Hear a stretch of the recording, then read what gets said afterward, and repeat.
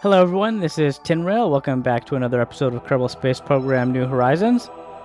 This here is Lathe, and I think this is one of the first planets that I will be going to outside of the sauna system. But for now, we are going to be sending Bob to Saren.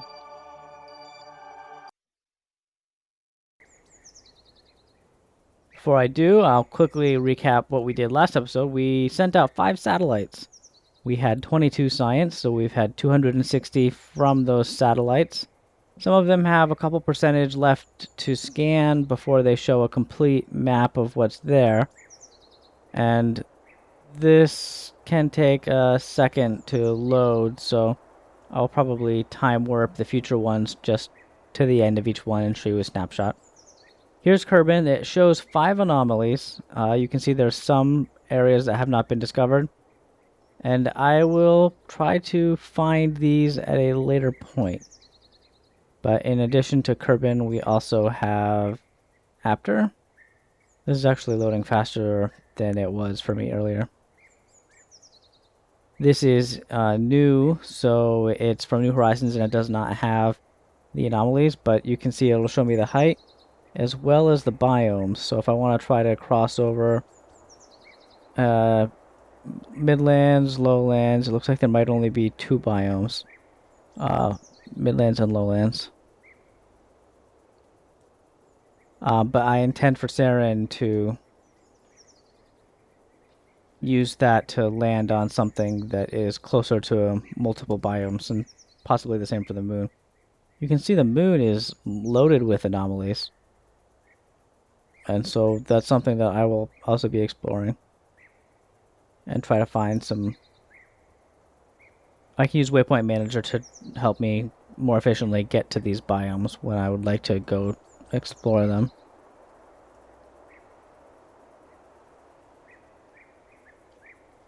But here's Serran. I think the best place to land will probably be in the deserted shores. Probably right here. There might be 3 biomes close together. I've got Midland Craters, Deserted Shores, and the mainland. This is the vessel that I built to take Bob to Saren. It has quite a large amount of fuel piping into a central stage, which means that the center of mass isn't quite where it probably should be for this vessel. You can see I'm also using those, not struts, but the supports to push the rockets away from the middle, because I don't actually have the radial supports that push things out a little further. But it flies pretty good, or fairly well. You might also notice that the parachutes are a little offset for the center. I think that the way the snapping for the symmetry aligns in the vehicle assembly building might be based on the normal of the surface. So the KW rocketry tanks might have different geometry. Because if you look at the icon for the flag, it's centered. I have it rotated the right amount. It's just that the way it's snapping is off to one side. And you can also see that I, like many people, love to do flips. This is because of the center of mass issue that not really an issue, but the fact that I built my rocket the way that I did. I pitched over too fast without going fast enough to have the aerodynamics actually help me maintain where I was going. But if you don't panic and just accelerate when it flips back around so that you can actually start getting some drag, you can recover from it really easily. And I'm not worried enough about the fuel or momentum that I lost to restart the mission, because I still have almost 8,000 delta V.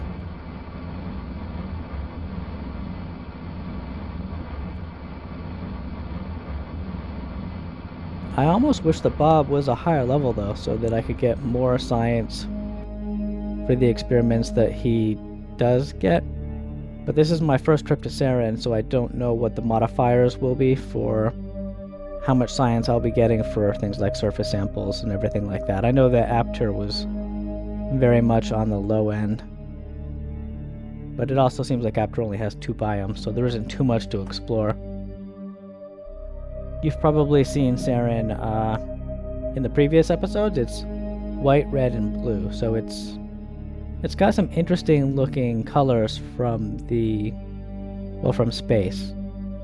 So I'm curious to land on it and see what the textures and what it's actually made of.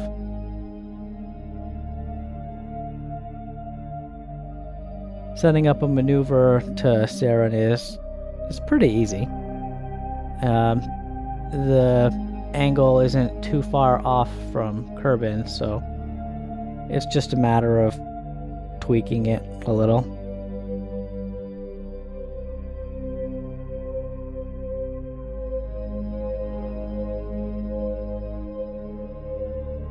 Of course, now that I say that, I have a difficult time getting actually close enough to rendezvous. So I have to mess with it a little.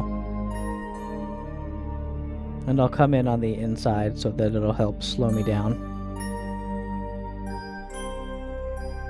And if you're just trying to get captured initially, I mean, just under 5 million is fine for periapsis. You can tweak it when you get further along and focus on more refined maneuvers, though you will get more bang for your buck if you do small changes the further away, because if you get closer there's not as much that you can change.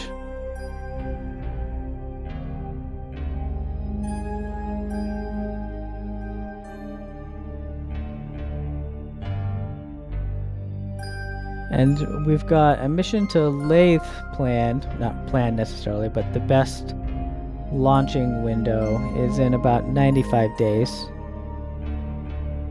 which is pretty far away, but as we do more and more missions that are further out and take several days to get to, that will creep up pretty soon.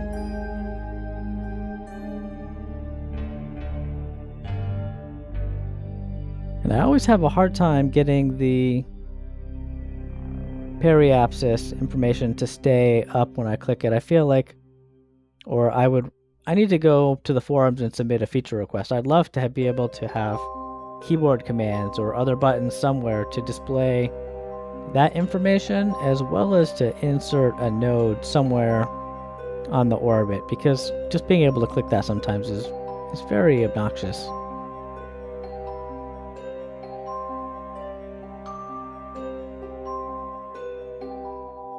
So just over 4,000 delta V remaining.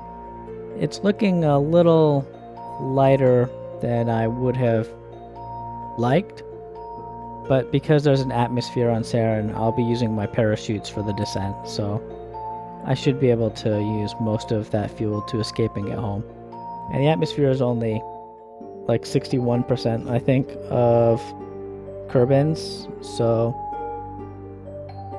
I just hope that my makeshift landing legs are good enough. You might have noticed that I just put some metal down in trio symmetry, and then I put the mini legs on either side of it for 6 legs, and if they break away, I've got the supports to absorb the shock of the impact before it actually hurts my engines. I can't imagine that with the fuel that I've burned off, as well as the 3 parachutes, that I'd be going too fast to have a safe landing, I guess. Since this is my first time in the influence of Saren, there's also a good amount of science for me to collect.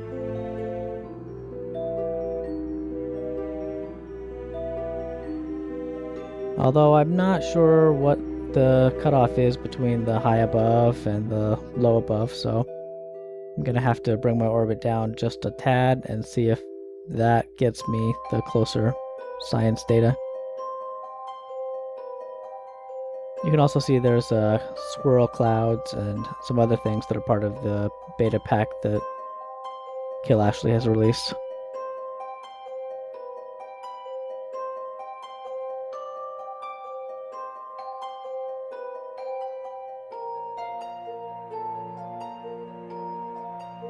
Bob is a busy guy. When he gets up to level 5, he'll have to fly with another scientist so that he can give the orders and have the rookie do all of the EVA maneuvers. Now I'm just going to circularize my orbit a little and then try and decide where I want to land. So earlier I found a spot that I thought looked good by a crater that intersected or was very close to 3 different areas. So I think that I'm going to try heading there. I have noticed that if I use the maps from Scansat and plug in the latitude and longitude values from there into Waypoint Manager, it gives me something that's way off course.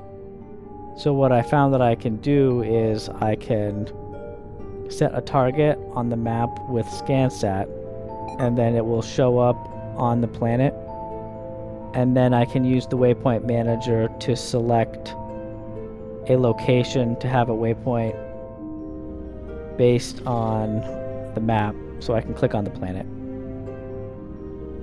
And then that'll actually set it right where I want. I'm not sure what the difference is. They must be interpreting the latitude and the longitude not in the same way, and it could be because of Copernicus and the realignment of all the planets.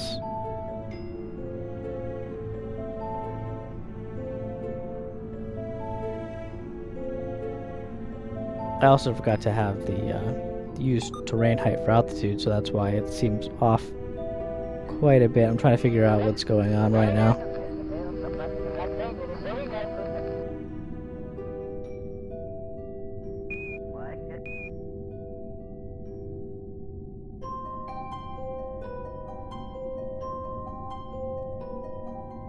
And that snaps it right to where I need it to be. So now I just have to shift my orbit a bit because it's... I guess I have a equatorial orbit right now. I need to off-center it.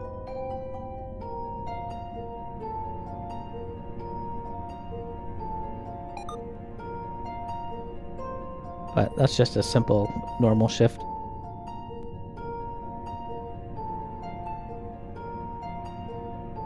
How expensive will it be, though? Quite expensive, considering how little fuel I actually have left.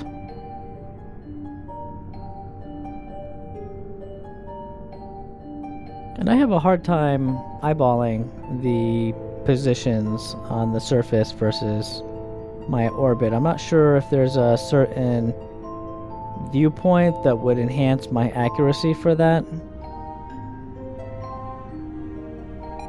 or not, but I'm going to just keep at it, I guess.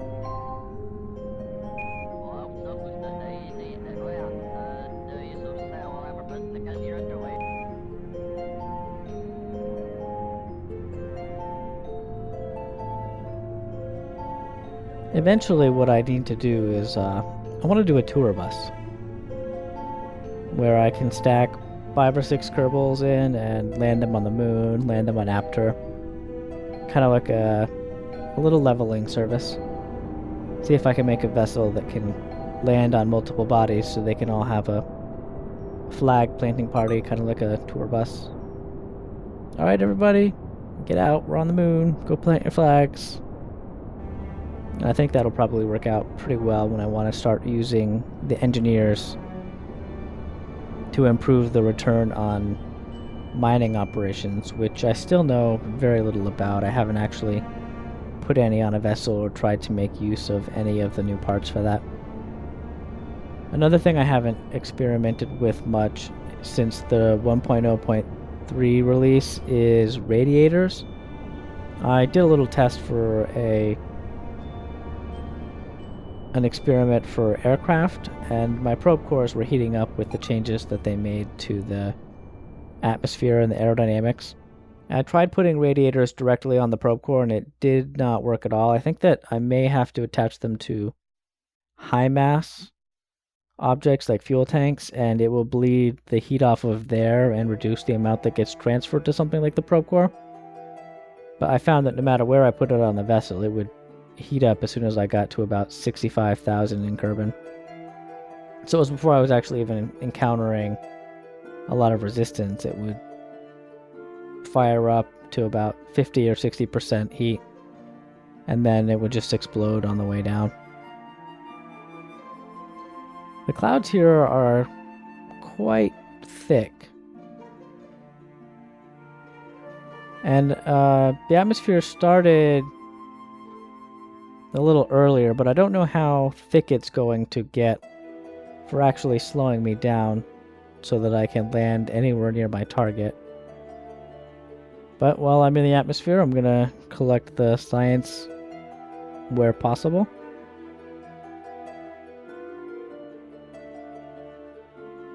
And I forgot to have the waypoint manager display or to set it as my current waypoint, so I'm not sure how far from my destination I actually am. But I'm slowing down and descending, although I'm still going quite fast.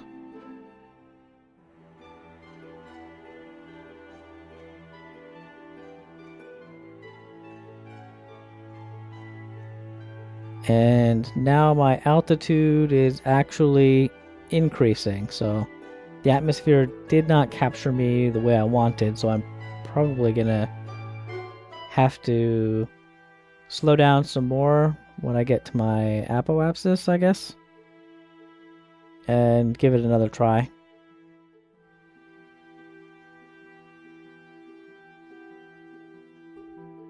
Although actually the atmosphere is continuing to slow me down, so I may not have to try again. I'm just going to end up way off course from where I planned.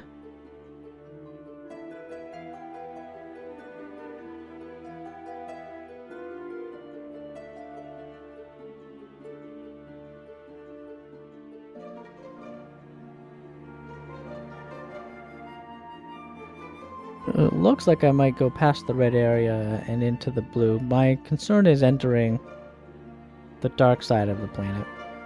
I did not bring any lights.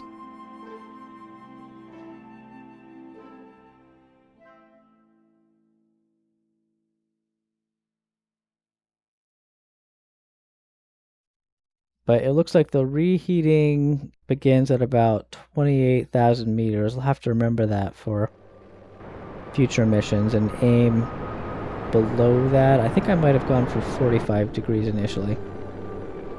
Not 45 degrees, but 45,000 meters. I was thinking of doing multiple landing areas here, but with the amount of fuel that I have left, I'm going to have all my parachutes go off at once, and I'm just going to settle for wherever I end up landing, because I'm so far off course. I don't even know what biomes I'm going to be near when I actually do land. And it's dark, so I need to be as precautious as possible, and I'm going to change it so these parachutes will open at a higher altitude so that they can slow me down before I get anywhere near the ground.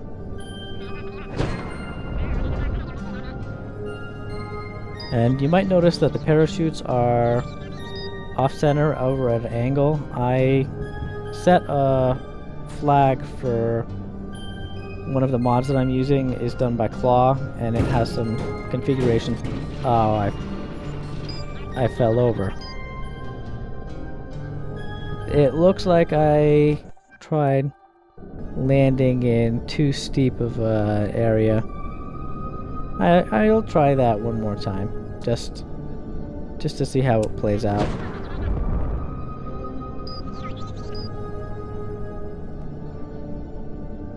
It looks like this is just a poor place to land, and it's too dark for me to really see if there's a better one.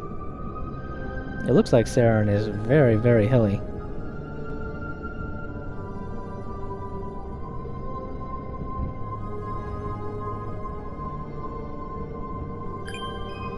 And it's dark, so I can't see exactly how far things are, but I'll try to slow down and ease my ascent onto this slightly inclined area.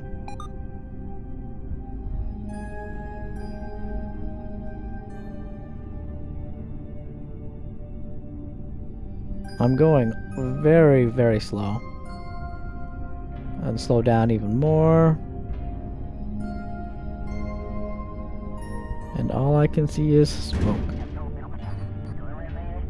And again, the rocket tips over and things explode. Well, I gave it a retry.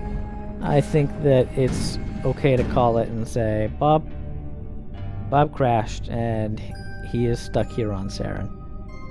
I'm not going to keep retrying. It's not really human error. It's just a poor luck, I guess. Although, maybe someone else could do a better job of landing that. I know that, or I imagine that if I rotated my vessel so that the impact on the incline was absorbed by my legs in a certain way, like if maybe one leg was somewhere else compared to the other two, that it would work better, but I don't know what that would be. So Bob is going to get the science from the surface, and it looks fairly desolate and red and very unpleasant for Bob where he is right now. It may be the perfect time for me to begin my tour bus operation to level up some people to go save him, I guess. I almost want to leave him here, because going out of my way to rescue him will slow down the progress of my space program. Bob, what are you doing? But I don't want to leave anyone behind either. I just don't know how I'm going to recover him. You may have noticed how poorly I was able to judge landing in a targeted area where I picked where I wanted to land from the map. And so getting another vessel anywhere near Bob is going to be a challenge. I think that I may have to experiment with aircraft and see if I can get a plane to not Sana, but Serran, and then fly it to him and somehow be able to get him to orbit so that I can rescue him with another vessel. It doesn't look like there are very many flat areas. I'm not sure if I'd probably want an aircraft that could take off from a vertical position and land that way with parachutes. But for now, Bob is stranded with a happy smile because he knows that his overlords will not forget him.